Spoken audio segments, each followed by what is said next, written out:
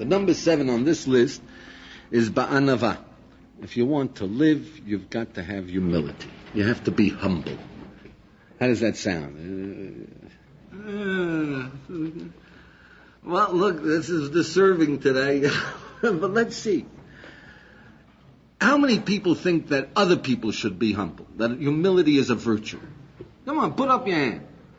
That's for other people, it's great, right? But there's something about it that we don't exactly cotton to, yeah? Okay, so let's try to understand.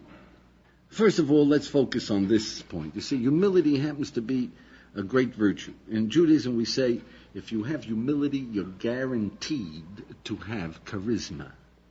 Charismatic. You know what charismatic is? Everybody, you walk into the room, everybody says, who's that guy? Huh? Wow. How many people like charisma?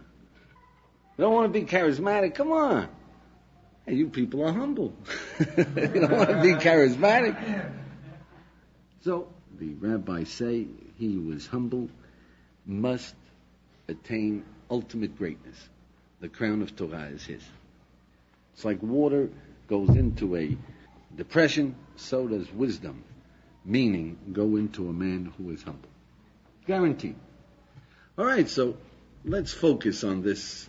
Everybody thinks that humility is a virtue. And yet, if you ask yourself, if the most humble man in this world, if we knew that he was coming, we got advance notice, what do you expect to see? Yeah. Just walking very naturally. So even though he's physical, when he's walking in, you wouldn't. So you expect to see an ordinary person, nondescript. Yeah, you wouldn't. Nondescript. You wouldn't notice him. What do you say? Would you expect him to walk in with his head tall or bent down? Would he say hello, or would he say, pardon me? Would he say, am I disturbing you? Would he say, how are things going? Which would he say? Now let me focus your attention. You know who the most humble man in this world was? Moshe Rabbi, right? Moses, who went into Pharaoh and said, let my people go. We're going to Brezhnev, you understand? And say, hey friend, you want trouble? You better let them go. Yeah? Now how come? What is the problem? On the one hand, we think that he says, pardon me, and yet Moshe Rabbeinu is going to say, pardon, timid. You know, he smote the Egyptian. He said, evil one, why do you raise your hand on your neighbor? Yeah? And he spoke up. What would a humble man do if he's seeing one man fight another? So what is this, a contradiction to do? We have confusion. That's what I'm focusing your attention on. Humility still has a reputation of being a virtue. At the same time, it has a bad PR. Yeah. Not for us. We're more into machoism. Yeah? That's the image for today. The hard-driving, successful young man. Yeah? Now, in order to understand what we're really after, in Judaism we say clarity, definition. What is humility? Would anybody like to give a try at that? Go ahead. Thinking you're worth nothing, you're just a speck of dust compared to God's greatness. Pretty good. It says you're worth nothing. A speck of dust compared to God. Right? Does he know anything? He can know everything. That's terrific. But it means he doesn't put himself higher, but he knows more than anyone else. He's tougher than anyone else. He's got the power. Then what does it mean he doesn't put himself higher than anyone else? Doesn't take advantage of it. Okay, so the definition of humility is that there is nothing that counts except meaning. Not afraid of Pharaoh, of Brezhnev, of a crowd. Just what is meaningful? If meaningful is to walk into a room and say, how are you people? He does it very naturally. Because he's not afraid maybe they'll reject him. Big deal. You know, that's the right thing to do. He does it with a flair. If somebody is hitting someone else, what's the right thing to do? To interfere to stop him, then he stops him. That's the right thing to do. That's meaningful. But then what will they think of him? And he might get into trouble. It's the right thing to do. Who cares? Nothing else is important. Freedom to do what's right is if you don't care about yourself. Perhaps what will focus your attention better than anything else is arrogance. We can understand very easily. Arrogant is a guy who says, I'm all that counts, nobody else counts. Don't bother me with what's right and wrong. This is what I want. That's arrogance, right? Humility is the other aspect. What's the difference? What happens to me? What counts is what's right, is the right thing to do. Now, do we see that that is charisma? That anybody walks in, even though he didn't do a thing, people will see this is a man, a presence, heavy, guaranteed greatness. Don't see it yet. But let's look into this guaranteed greatness. It's a tough way. Let's look into it. How do we go about it? So number one of how do we go about it, to focus you into the problem and to how difficult it is in our generation. I have to ask you to consider for a moment and ask yourself, are you living to eat or are you eating to live? Is the point of my life how many chickens I'm going to demolish before I die? Or is eating just a means and I'm really eating to live? Now everyone is going to answer that. Well, you know, that's an insult. But at the same time, ask yourself the next question. So what are you living for? Do you realize that most of the time you're going to college, you're preparing for money, for food, for success, which is necessary. You got to eat, yeah? But most of the time, this is what preoccupies you.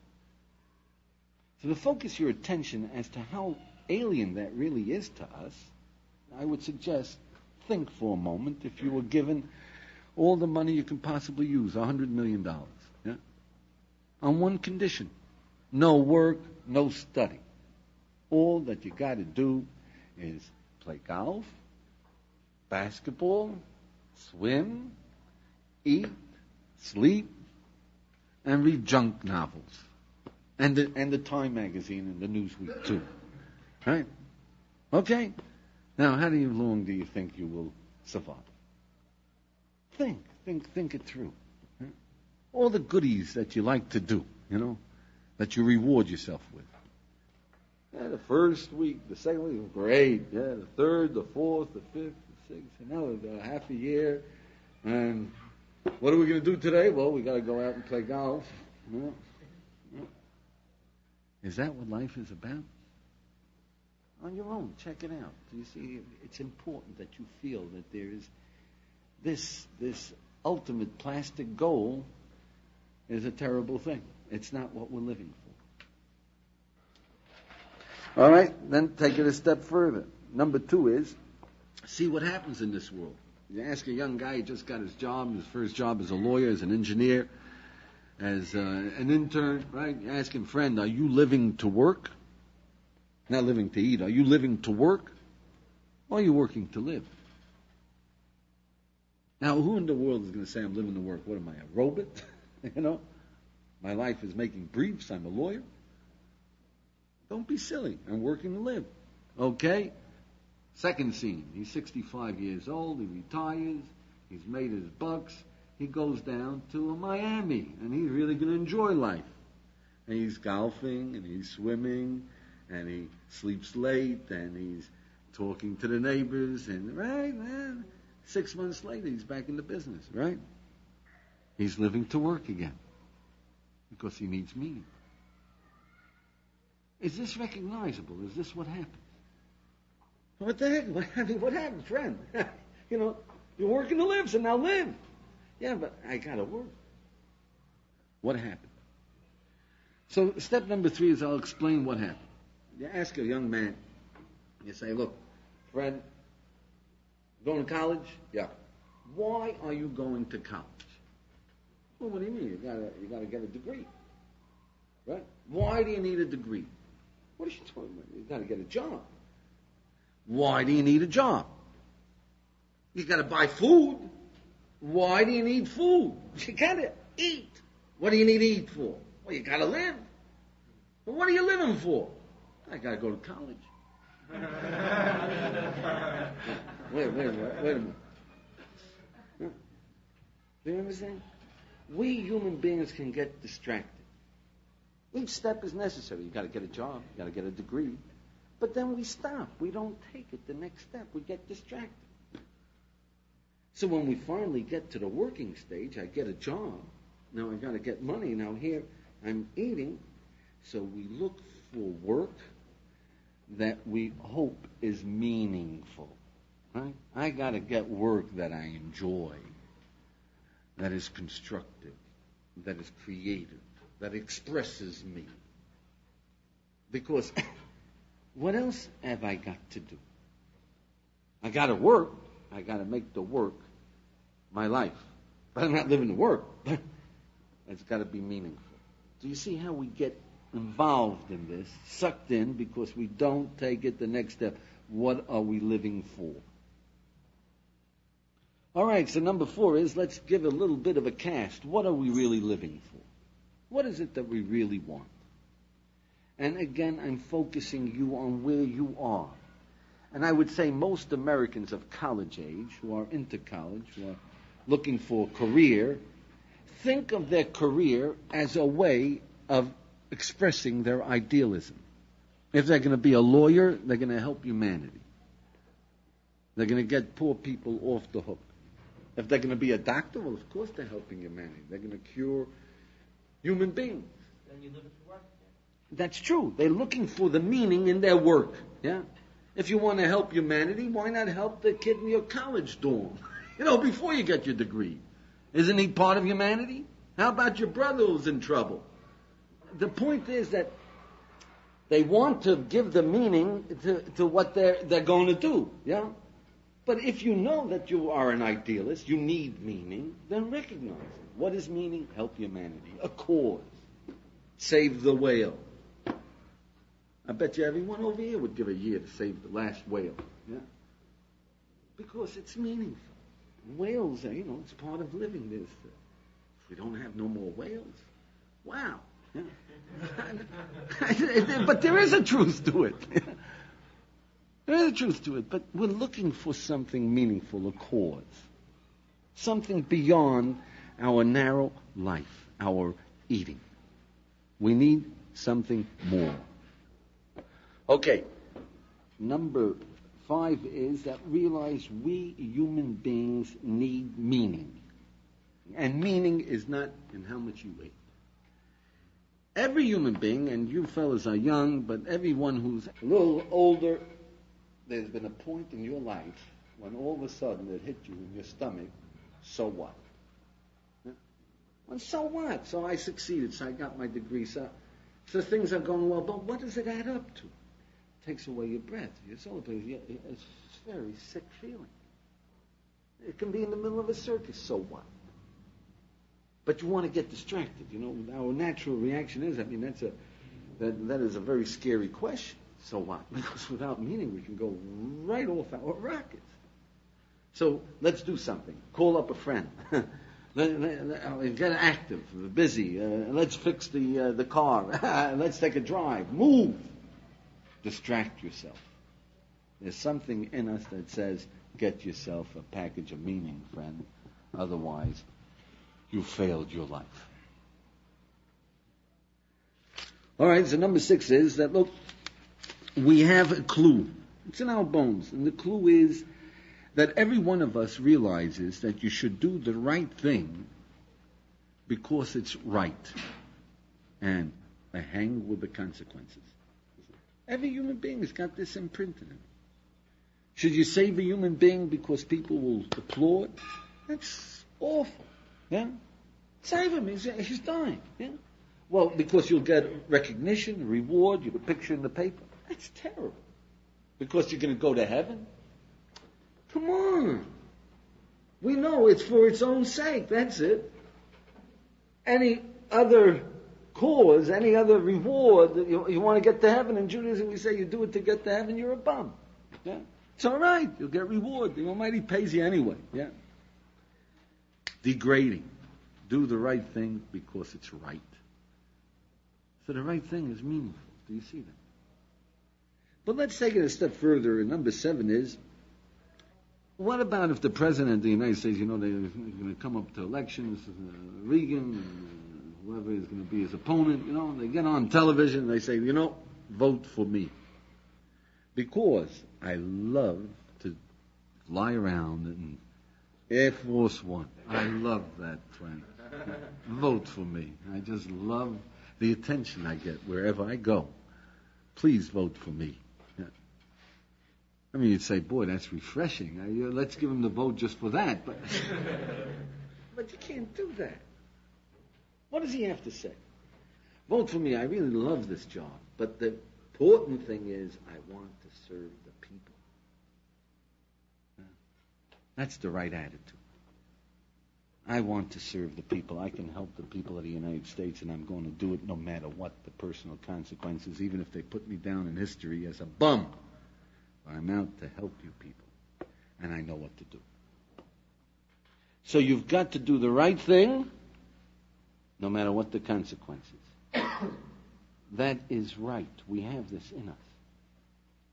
We have this recognition. That's meaningful. That's what should be done. Yeah. But it's a natural thing that, everyone, suppose someone gives charity, they do it, they want to get recognition. It's natural. Even though I don't want to go for the recognition, but it's in me. When you say it's natural to want recognition, it's natural, I understand, right? But do you also notice it's natural to hug your pillow in the morning and to cling to the mattress for another hour and another half an hour and another hour? It's natural, yeah. But thank God we have a sense of reality, and we say, this is no good. I want to get moving, accomplish something in this world. Yeah? We're not talking about it's natural to be humble. We're talking about it's good. Wake up, throw away the pillow, and realize you need meaning. Go out and get it. It's delicious, but it takes a little effort. Yeah. How come the force of arrogance usually beats out the force of doing the right thing if it's so strong? Because it's natural. The force of arrogance is natural, like he says. It's unnatural to use intelligence. It's unnatural to use your perceptions of reality. It's just natural. A child thinks that the whole world belongs to him. It's a baby comes up that way, If you put your nose near his mouth, he'll bite it. And if he doesn't get his milk bottle exactly when he started feeling the urge to eat, then he'll start yelling. Wah, wah. He'll shake the house. Yeah. What do you mean? What's going on around here? I want to be fed. Right?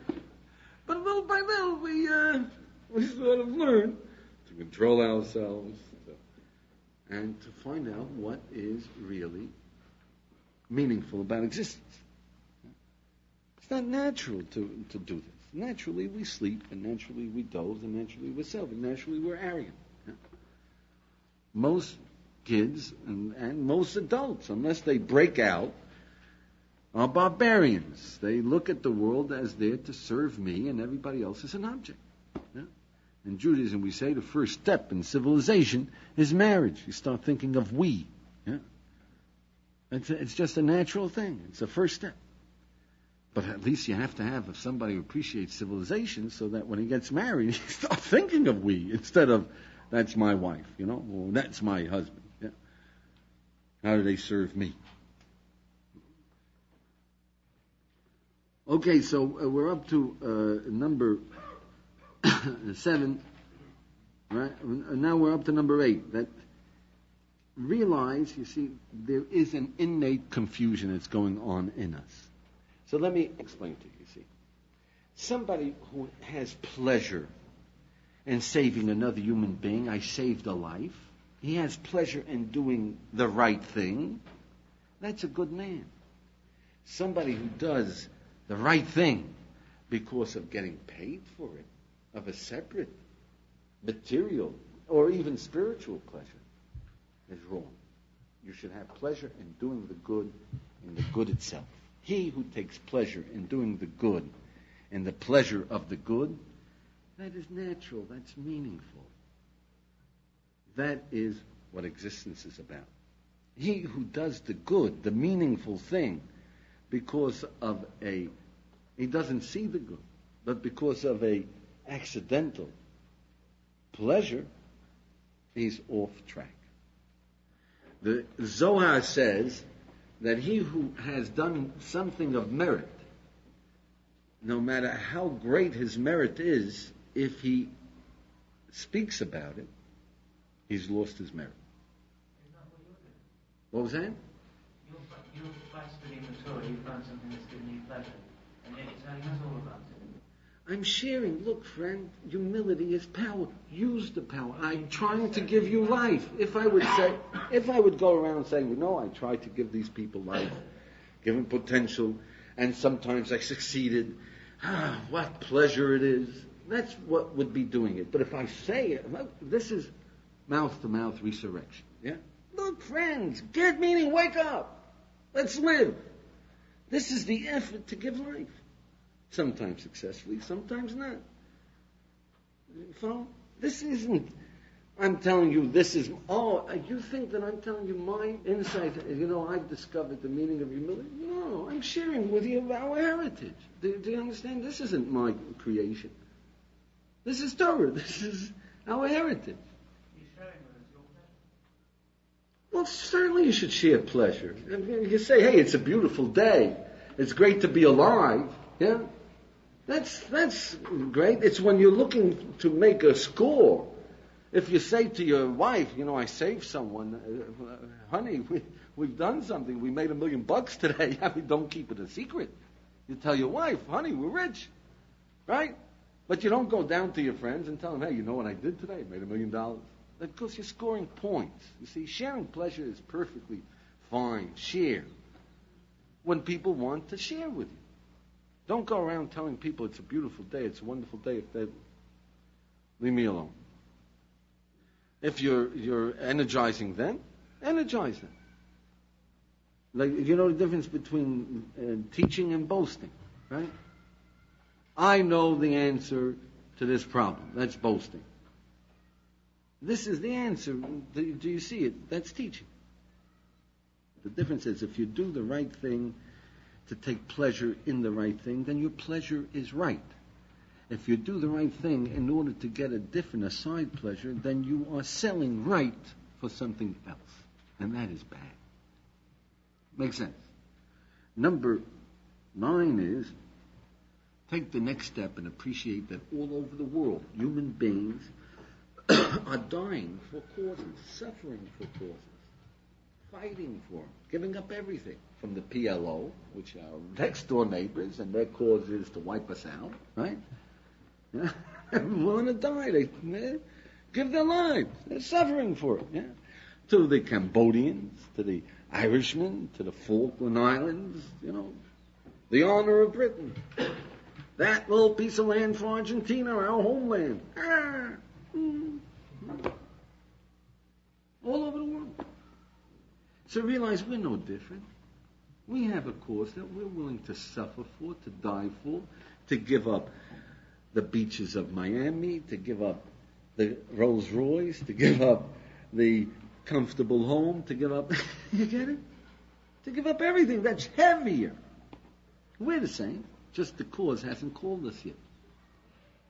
Realize the cause hasn't called us yet. Perhaps for one of us here, the cause is, if the Arabs invade, do you leave? Or will you join the army if we need you? Yeah. Will you stay here? Yeah. Well then, friend, the Jewish people is your cause. For whatever reason it is. Yeah. This is a common ingredient in mankind. We rise above ourselves and know that our meaning is in something greater than ourselves. It's a common meaning, it's a common reality of all of us share. So B of this is, find your cause and live for it. It's a different dimension of living. If you're willing to die for the Jewish people, come on. We need you. Live for us. And it's your pleasure. Take the pleasure in it. All right, so number 10 is understand the reason that people have had all these problems. And your problem, you see. And that is arrogance, living to eat, living to work. We have a body and soul. The body is living to eat. When somebody says, are you living to eat, or are you eating to live, we're insulted because we say, what do you take me for, an animal? The point of my life is how many chickens I'm going to demolish? Whatever. So we identify with our soul. We know we got to do what's right.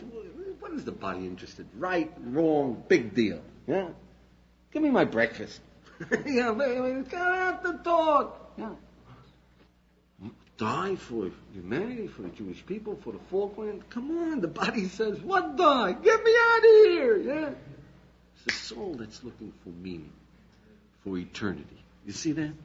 It's just a struggle between the body and the soul. And the body is insane. Remember, the body is insane. The body is always telling you if you don't sleep another 5 minutes, you're going to be a wreck the whole day. Right? Martin, is that the way it says? Just 5 minutes more. It's the most important 5 minutes of the whole day. You know, the last 5 minutes is always... the last 5 minutes, if you get up, then it was the last 5 minutes that were the last 5 minutes, right? You always had the last 5 minutes. But the body is a meshuggah. It's insane. It comes up with these weird lines. And we buy them. Sometimes it's pretty obvious, so we say, shut up, you know. Like when you're jogging and the body says your heart is going to stop. Yeah. You know, when you're jogging, the body says, hey, all of a sudden your nerves are freezing on you. Yeah. You say, what freezing? You know, where did that come from? So sometimes we're aware of these weird lines, but sometimes we buy them. So realize that's the struggle. We all know meaning for its own sake, the cause. Live for it. Nobody says, your father must die. Get me out of here. Huh? Tell him to shut up. And you're walking into greatness. Free. Meaning for its own sake. All right. Number 11 is that what is ultimately meaningful? You see, once you understand that that's what we're looking for, and that's what we're dying for, the PLO is dying for meaning. Dying, to die.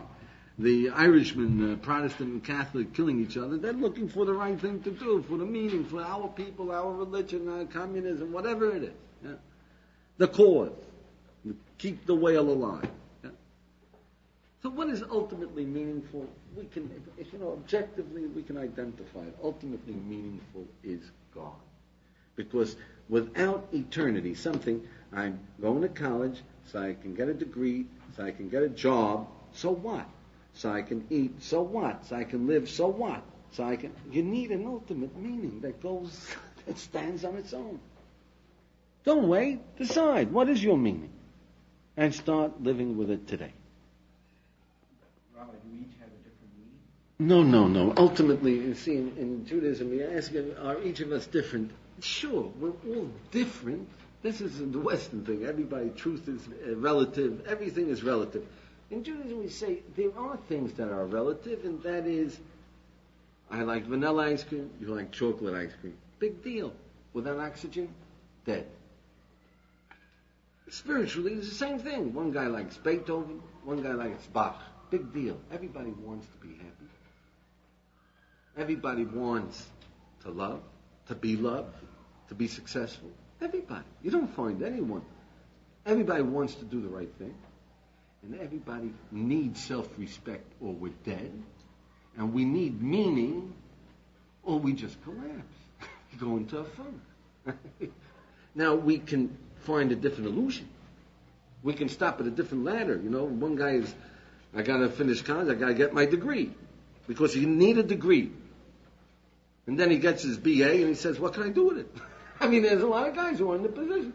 Like, they didn't think a step further. Like, what do you want a degree for? But I got my degree. Now, what the heck do I do with it? Yeah. There are other guys who take it a step further. I want, what kind of a job would I want to have? So he goes and becomes an engineer, right? Another guy is, I enjoy the work, How far ahead do you look? So we can stop at any point. We use illusions, and the illusions are the same for all of us, except that some of us have learned to throw out some illusions, some the others, and some take it all the way to the end. And we're all capable of doing it, and we all should do it. So if we do the right thing, that gives us meaning. If you go that step further and you're saying that why do we do the right thing for meaning is for God? Meaning is God. There is no meaning without it. But that's something you have to recognize. You see, I'm talking about where we all are at this time. Yeah? I can't assume that everybody who's in this class is going to accept that the meaning is God. I'm telling you, that's my perception. All right, I don't want to get into that. That's one of the proofs of God's existence, our need for meaning. Because if there is no God, then there is no meaning. So why do you need it? Yeah? Okay. Number 12 is that the conclusion that you should have is never, you want to be humble and you want to use that strength, never seek material or spiritual pleasure as an end in itself, but tie it up with meaning. That's the conclusion. See? Never look for the work as an end in itself, as happiness as an end in itself, as marriage as an end in itself, but tie it up where you're going, meaningful. That will last. So don't go to college but tie it up. I need a job. You need a job to eat, to live. To live for what? Tie it up to the end, the real purpose behind it. Yeah? That's the work of humility. Never as an end in itself, but always look for the... Now, when I mean never as an end in itself, you save a man's life. Finish. Take pleasure in it. It is meaningful, right? But the reason it's meaningful is because his life is meaningful. So what is his life meaningful? So that he can save someone's life, so that he can save someone's life. We know saving a life is heavy. Finish. We smell it. Meaningful. Take pleasure in that. But you got to keep going. And number 13, and just a few more points. Number 13 is, look, up to here we're talking about high stuff. Now let's talk a little bit about living. And the first is, at least be proud enough not to be petty. Don't be a donkey. People call you names, That's really nothing. That makes you less to react on what people think of you, or to give somebody help because he will like you. Be proud enough not to be a kid, not to be petty. That's too much nonsense. Yeah? Grow up. At least that much, you see.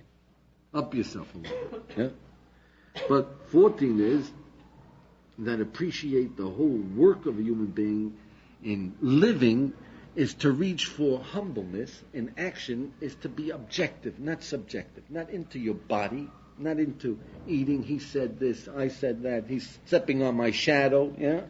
But objective, what is important? What makes sense? Not subjective, I don't like this, I don't feel like it. But objective, what will work? What is right? What is meaningful? That's the work of living. And that's the power to really solve your problems. So applying it to number 15 is for wisdom. When you hear wisdom, look at it objectively. Don't say, I don't feel like humility. Say interesting. If it's a good thing to do, fine, we'll do it. If an assignment makes sense, I'm going to do it objectively. See, not subjectively, I don't like this. I don't feel like hearing it. If somebody comes to give you a piece of advice and says, your problem is such, yeah, that's fantastic. Objectively, you're going to tell me what my problem is? Great. But subjectively, you say, you're going to tell me what my problem is? Some nerve. Right? I'll tell you what your problem is. Yeah? That's no way to live. You hear wisdom, you hear meaning. Come on, let's go, let's live. What's right? What makes sense? So, B of this is, whenever you hear a piece of wisdom, strive for objectivity. Should you have the evidence as to whether the Torah was given on Sinai or not before you make a decision? I don't feel like listening to evidence. Oh, come on, should you or shouldn't you? What is right? Right. If you haven't heard the evidence, should you listen? Right. Objectively, we see it. Yeah. So when somebody is speaking to you, look at it objectively, whether or not you're going to do it. Look at your perception, what makes sense, and then strive to live with what is right. But that takes more. That takes more of an effort. But at least wisdom, hear it on an objective level. All right.